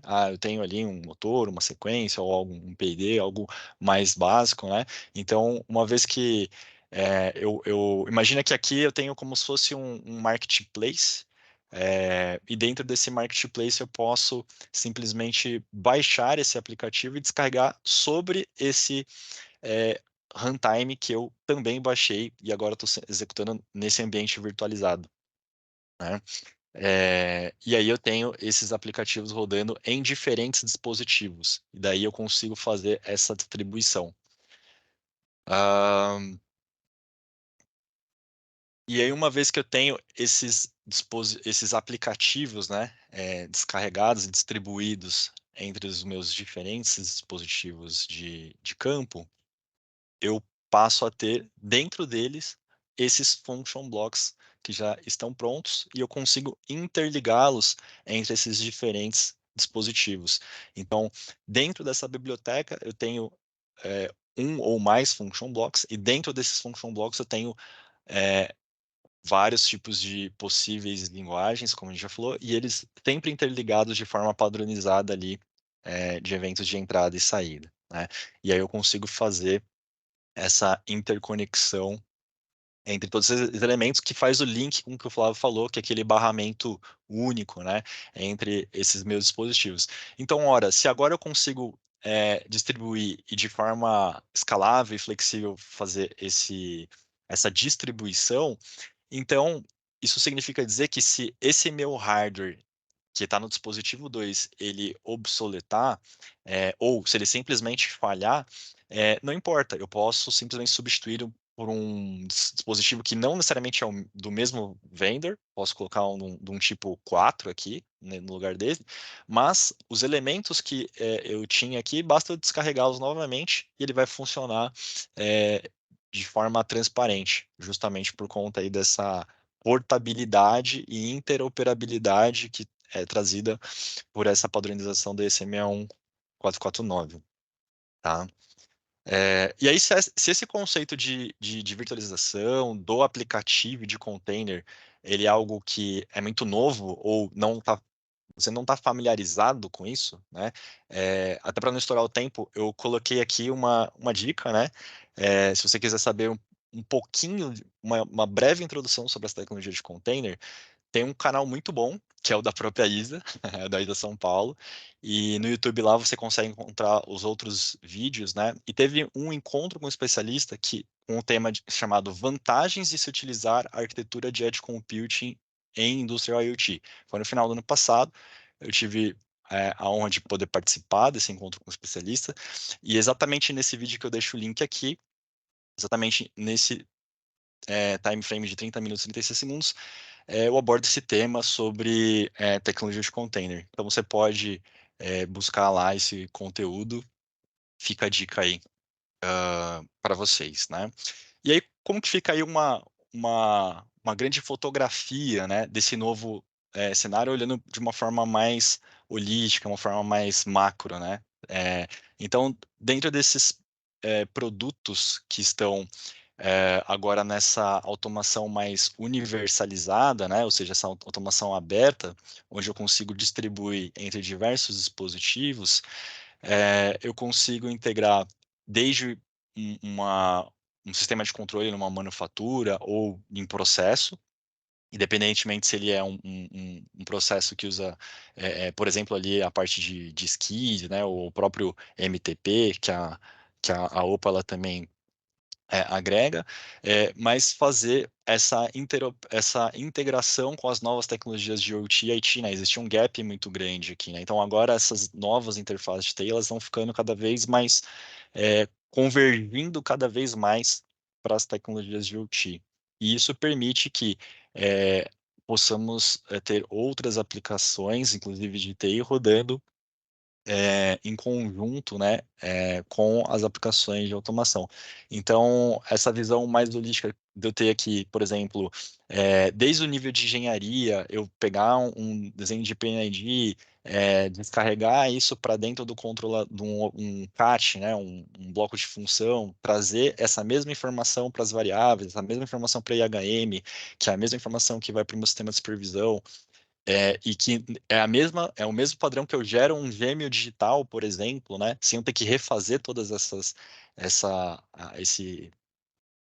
variáveis, esse trabalho, né, vai permitir que de forma muito mais fácil eu integre aí, através aí inclusive de comunicação mais padronizada com a OPC-UA, interligar aí com outros tipos de sistemas, né, de uma forma muito mais amigável, né. Então, essa é uma visão diferente, que é permitida e já está disponível com essa nova norma, e com isso, a IEC 61449, ela traz ela traz mais escalabilidade, né, para o projeto em todas as suas fases, aumenta essa flexibilidade do design, otimizando a questão dos custos, que foi muito discutido ali no começo, né? Você tem uma maior utilização do código, logo eficiência, engenharia, e você mitiga ali a questão do risco de obter erros, né, entre o primeiro sistema e os subsistemas, porque você já tem essa padronização, né? Você consegue ir testando ao longo da evolução do projeto e o ciclo de vida do sistema, justamente por conta das simulações, integrações com sistemas de gêmeos digitais e afins. E isso você tem um menor risco e esforço de modernização, né? Porque o projeto de software permanece inalterado durante a alteração ou atualização ali do hardware, né? Então, a agilidade operacional é significativamente aumentada, o que reduz aí o tempo de inatividade, o que traz aí mais eficácia dos ativos que estão no nosso sistema de controle. Então, esse é um pouco do que eu queria trazer para vocês hoje. Eu deixo aqui meu contato, e aí gostaria de agradecer a todos e abrir para perguntas, né? Eu não estou vendo aqui o chat, Vamos mas lá. se a Aninha puder me ajudar. Opa, vamos lá. Sensacional, Kelvin. Foi uma aula e tanto, a sua e do Flávio. Apesar de eu já ter contato com o assunto, eu aprendi bastante com vocês hoje. Muito obrigada, parabéns aos dois. Eu tenho uma Obrigado. primeira pergunta aqui, já vou colocar a minha, né? Uhum. Muito se fala também de uma outra organização chamada Universal Automation, tá? O que Sim, é a Universal Automation e como ela se relaciona com com o The Open Group e especificamente o Fórum de Process Automation do The Open Group? tá certo. A Universal Automation ela é uma organização sem fins lucrativos, uma organização internacional, onde ela tem tanto como membro usuários finais, que também buscam por essa maior interoperabilidade e portabilidade de aplicações. Além dos usuários finais, ela tem também os próprios provedores de tecnologia e integradores de sistemas, né? E ele tem justamente esse objetivo de ter uma automação mais universalizada e de modo que seja aberto para que todo esse ecossistema de quem aplica a tecnologia e de quem efetivamente faz o uso, né, o usuário final, ele tenha todas essas vantagens e benefícios que nós vimos dentro dessas duas aplicações, né? No entanto, a Universal Automation ela está bastante preocupada ali com relação a ter isso de modo mais de fomentar essa automação universal, porque a Open Group ela está muito ligada ali à questão das normas, né? E justamente uma dificuldade é ter ou um desafio é ter com que mais provedores de tecnologia façam aderência a esse novo conceito, né? E eles consigam contribuir provendo para o mercado soluções que sejam em conformidade com essas normas para que haja essa automação universal de fato. Então, é necessário ali a participação e a adoção do mercado desse ecossistema como um todo. Então, a Universal Automation está muito ligado a fomentar isso de forma global. Muito bem. Nossa, tem bastante pergunta aí. Eu estou vendo aqui os participantes. Gebauer aqui com a gente. Boa noite, parabéns pelas apresentações muito esclarecedoras. Quais fabricantes de DCS, CIS e CLPs participam hoje do Open Automation Group? Temos algum consultor ou especialista no Brasil participando nos working groups das normas do The Open Automation? Outra questão, os softwares de engenharia, projetos como, por exemplo, Comos, Smart Plant, estão se integrando ao The Open Automation também. Então, agora eu vou pedir ajuda para o Flávio, não sei se o Flávio tem essas respostas. O Flávio respondeu aqui já alguma coisa, né, Flávio? Quer mencionar? Sim, eu conhecia alguma coisa já. Eu andei navegando pela lista de participantes, tanto da UPAF quanto da Universal Automation, e já conheci. Então, eu mandei os 2 links aí que são referência. A lista da UPAF é imensa, é gigantesca. Brasileiro mesmo são poucos. Além da Petrobras, que alguém já tinha visto e já achou, já colocou ali, tem também a Cargill e acho que tem mais uma outra indústria que tem representação aqui no Brasil. Do ponto de vista de fornecedor, todos estão na OPAF, mas nem todos na Universal Automation. E esta é uma grande solicitação dos usuários finais, né? Poxa, a gente precisa ter influência dentro do desenvolvimento de cada um desses produtos. Então, sendo membro, como a indústria consegue fazer essa orientação. Eu tenho este problema, além de toda a filosofia de sistemas abertos e compatíveis, etc., eu tenho este problema específico. E como que esse novo produto vai endereçar esse problema para mim? Então, fazer parte do grupo, ter o poder de voto, influenciar o desenvolvimento nesse sentido. Perfeito. E a segunda parte da pergunta? Sim, integração com ferramentas de engenharia. Isso. A norma, até onde eu li, tá? Então fica aqui a experiência minha. Não posso me certificar que realmente não tem, mas eu não encontrei nos tempos que eu andei pesquisando a norma nenhuma referência aos ambientes de engenharia. Aí são vários. A capacidade de tornar, né, um projeto de engenharia mais produtivo é enorme quando a gente consome, né, os PNIDs, as listas de instrumentos, de e de volta, né? Bidirecionalmente para o ambiente de geração da estratégia de controle. Mas até hoje, não sei se isso vai rolar. O que eu sei é que todos esses ambientes, eles usam um protocolo específico e comum de tráfego de dados de documentação de projeto, etc, etc.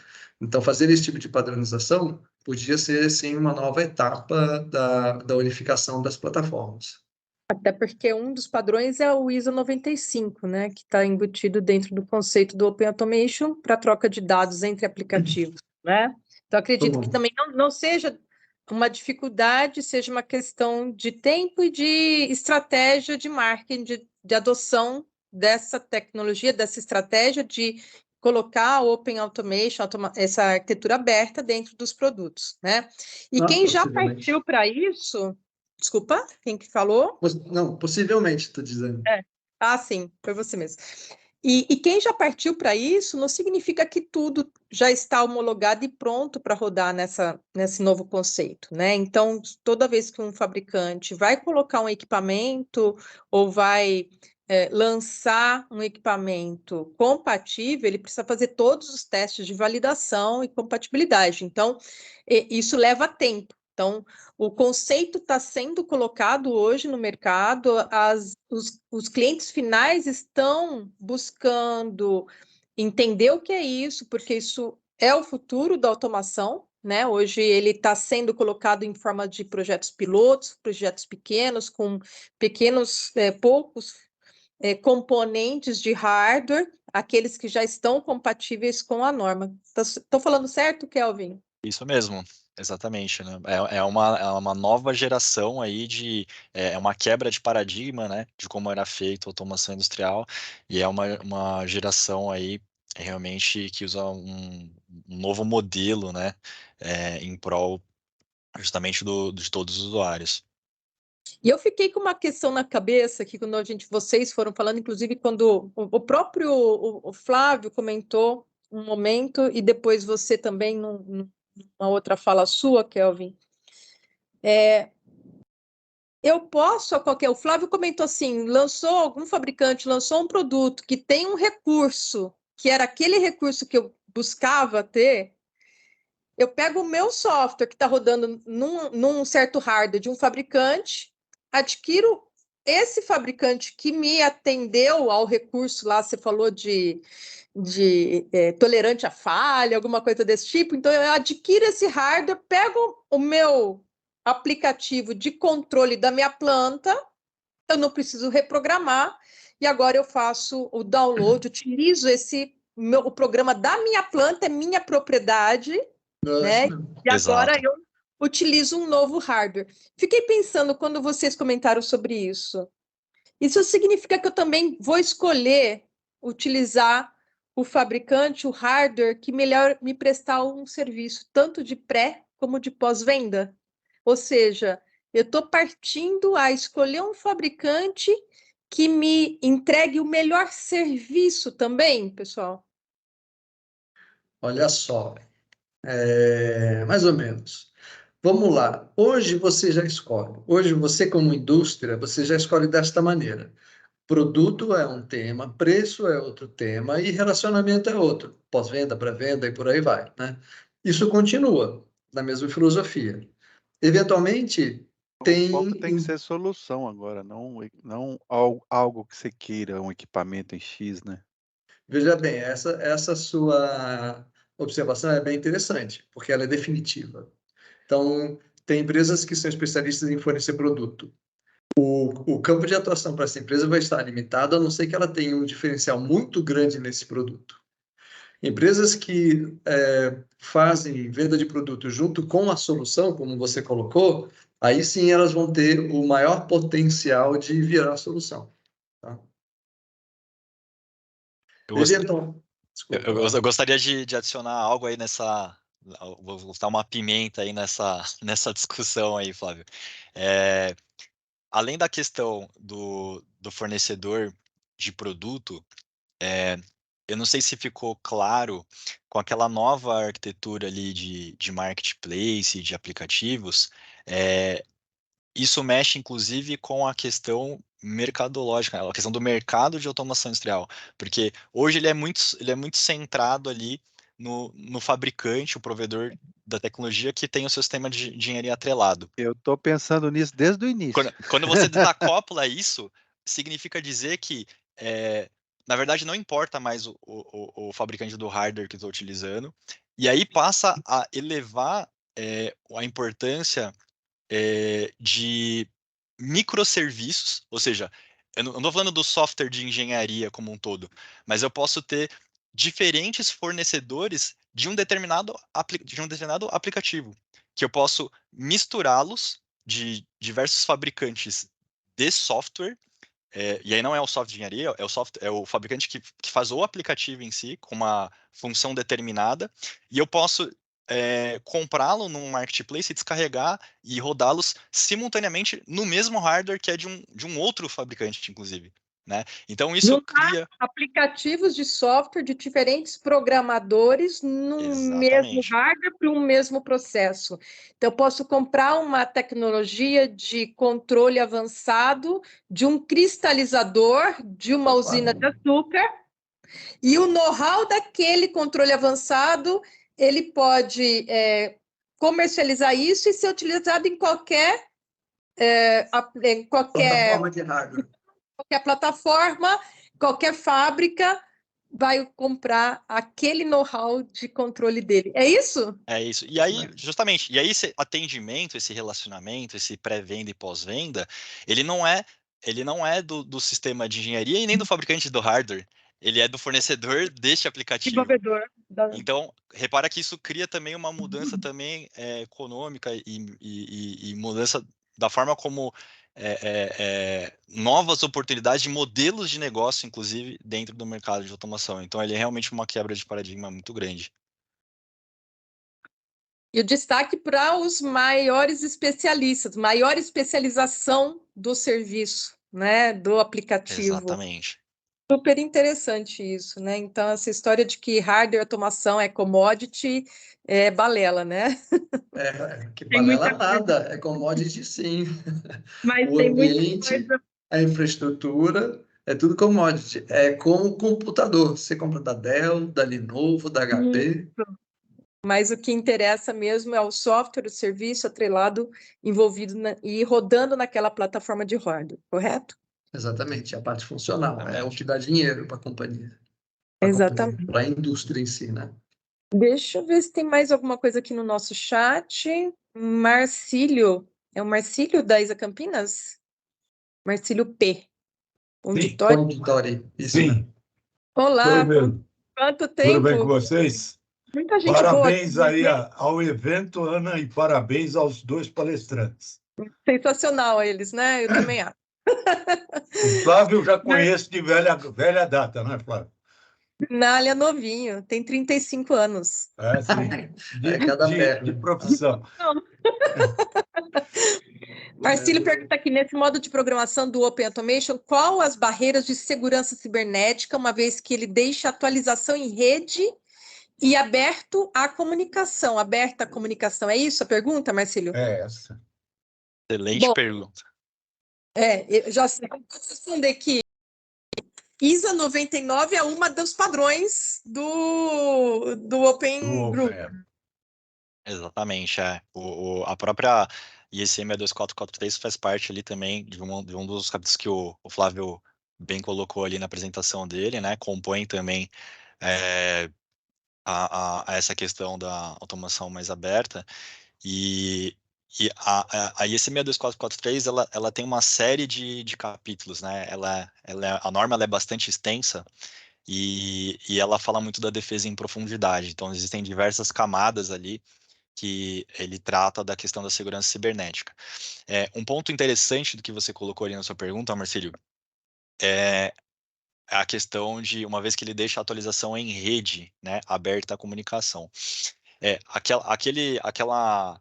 Aquela forma que eu mostrei ali de descarregar um aplicativo, né, é uma imagem, uma figura meramente ilustrativa, tá? Aquilo não significa dizer que o meu dispositivo de automação ele está conectado diretamente à internet, né? Ali é apenas uma ilustração que eu estou fazendo uma distribuição, eu estou distribuindo partes do meu controle do meus softwares de aplicativos de controle de processo entre os hardwares que eu tenho dentro de uma arquitetura. E essa arquitetura de rede, ela pode estar simplesmente ali dentro de OT mesmo, né? Ele não precisa ter uma conexão. Eu posso, de uma maneira... e aí é uma questão de procedimento, né? Eu posso, dentro de uma outra rede, obter, fazer o download e jogar isso dentro de um ambiente, conferir se se as versões estão corretas, enfim, cada um vai ter o seu procedimento, passar por uma DMZ ou afim. Depois que eu ter ali a certificação e checar que são softwares não maliciosos, que estão conforme foram propostos pelo fornecedor da tecnologia, eu trazer isso para o ambiente de OT, checar ali o meu hardware de OT e aí sim fazer o deploy, né? Então ali era meramente ilustrativo. Não pense que ali eu estou conectado com um dispositivo, descarregando de uma nuvem, por exemplo, para um dispositivo. É possível também, tecnicamente isso é possível com essas tecnologias, mas ali não é uma proposição, eu não estou propondo que aquilo seja uma arquitetura ligada à internet. Ali é para ilustrar como eu consigo de um ponto central, que pode estar on-premise, pode estar local, né? E eu fazer a distribuição de um ponto central para diversas partes do meu processo onde eu tenho diferentes dispositivos de controle. E adicionando a experiência que eu tive aí recentemente, né? Fazendo curso nesta tecnologia com produtos da Schneider. Então, é uma experiência limitada. Mas, assim, há muito tempo, mesmo sem uso da tecnologia OPAF, os PLCs da Schneider, os inversores, eles já tinham algumas primitivas de cibersegurança embarcadas dentro do processador ali. Seleção de porta e seleção de certificado de autenticação nas conexões. No ambiente da MEI 61499, tem especificamente autenticação com certificado entre o ambiente de engenharia e os PLCs, aprendi na raça, e tem com a IHM. Então, esses dois enlaces tem. Eu nunca vi a certificação entre pares, né, controladores e seus pares para distribuir o controle, conversar um com o outro, etc, etc. Assumo que porque usa o PCUA e ele já tem certificação embutida, que esta preocupação esteja sendo endereçada, tá? Mas, boa pergunta. Mas é que muitas vezes também os CLPs que trocam informação entre eles são redes totalmente segregadas, né? Como a gente falou isso, na verdade serão camadas, né? Vai ter aquela camada ali que é chão de fábrica, vamos colocar assim, Uhum. que está todo mundo se falando e ela não é interconectada a nada externo. E para você fazer essa conexão vai ter um ponto central, né? Já com todos os seus fatos, os seus esquemas de segurança Isso. já implementados, que Assim. não vai deixar a gente ter essa interoperabilidade ali entre as redes, né? Não pode ser casa da mãe Joana. E uma arquitetura responsável, né, vai usar de segmentação de rede, proteção periférica e por aí vai. Exatamente, até porque não é porque essa rede industrial ela não está conectada à internet ou uma rede externa, não significa que ela seja segura, só pelo fato dela não ter conexão à internet. Então, existem cases de incidentes cibernéticos aí, de sistemas OT que foram infectados de outras maneiras, né? Então, por exemplo, mesmo que você não tenha conexão com a internet, você pode ter ali um prestador de serviço, um integrador, por exemplo, que ele chega para fazer um trabalho de engenharia na tua planta industrial e o computador dele, ao ele espetar ali da ferramenta de engenharia do computador dele com o dispositivo de controle, ele pode estar injetando um agente malicioso dentro da rede, né? Então existem várias, é só para ilustrar aqui um exemplo, né? Então isso também não garante, tá? Então existem outras, e aí aí é uma outra seara, né? Aí precisaria de um outro encontro para a gente debater mais a fundo sobre a ISO 62443, porque essa norma ela também discute muito sobre isso. E ela é levada em consideração na OPAF. Se me permitem, né, a maior preocupação que se tem hoje e a maior causa de infecção no nível de ITO, por incrível que pareça, ainda é o bendito pendrive, né? Exato, são as mídias Esse é removíveis. o fator, vamos dizer, o famigerado da história, né? Ok? Mas a maneira de programar, eu vejo que no futuro nós não vamos enfrentar os problemas que você tem hoje de mudança de tecnologia, né? Ou de você pegar os instrumentos legados ou os sistemas legados e atualizá-los, né? Esse é o grande problema, ok? Eu acho que é um passo importante. Estão aguardando aí que ele se propague aí no mercado, mas muito burro. Gostei demais aí do que vocês colocaram. Conceito muito bacana, né, Marcílio? O Isaac também tem uma pergunta aqui, se vocês não tiverem como responder depois, a gente endereça para ele, se o M580 tem essas features de autenticação como certificado. Kelvin, talvez na hora que você estivesse falando ali sobre a questão de segurança cibernética, na pergunta do Marcílio. Sim, O M580 ele tem um cartão NUA, né, que é um cartão de comunicação em OPC-UA, né, e na versão de pack dele, que é essa que usa essa questão distribuída, essa conexão via OPC-UA, porque na verdade, inclusive está naquelas versões que o Flávio colocou na apresentação dele, uma delas é sobre essa conexão. Tem a participação de várias outras associações, né? Ele até citou ali, tem a NAMUR, tem a OPCOA Foundation, etc., né? E na OPCOA, intrinsecamente, ele tem essa autenticação por certificado, né? Então, o M580, ele suporta também esse tipo de autenticação certificado entre os dispositivos ponto a ponto em OPCOA. Então, a resposta é sim, ele suporta. Tá. E vamos ter um evento agora em outubro sobre segurança cibernética, sobre a norma 62443, né, ISA 99. Então, já deixo aqui um lembrete, E o convite. convidando a todos para estarem conosco aí no nosso próximo evento. Fiquem atentos, então, sigam a página da ISA São Paulo no LinkedIn. Ali nós colocamos sempre o calendário atualizado dos eventos. Uma vez publicado, né, eu costumo seguir, dizer que vou participar do evento, eu recebo os lembretes, né, para que eu não esqueça. E esse evento, assim como os demais eventos, bem o Kelvin lembrou aqui, né, são todos gravados, e essa gravação a gente vai editar, tirar aí as partes que ficamos sem o áudio, e vamos disponibilizar no nosso canal do YouTube. Então, canal YouTube da ISA Seção São Paulo. Então, também, acho que lá é apertar um sininho para receber as notificações quando tiver algum vídeo novo disponível. Tá? Então, fiquem também ligados tanto no YouTube quanto no LinkedIn da ISA São Paulo. Bom, pelo tempo, pessoal, chegamos aqui a 2 horas de evento e riquíssimo de informações, não foi cheio de perguntas. Ficam os contatos do Flávio e do Kelvin para que vocês possam continuar a conversa individualmente com cada um deles. Agradeço a presença do Flávio, do Kelvin, e agradeço a presença de todos vocês que estiveram aqui fazendo suas perguntas, aprendendo um pouquinho mais conosco. Isso aqui é futuro, né?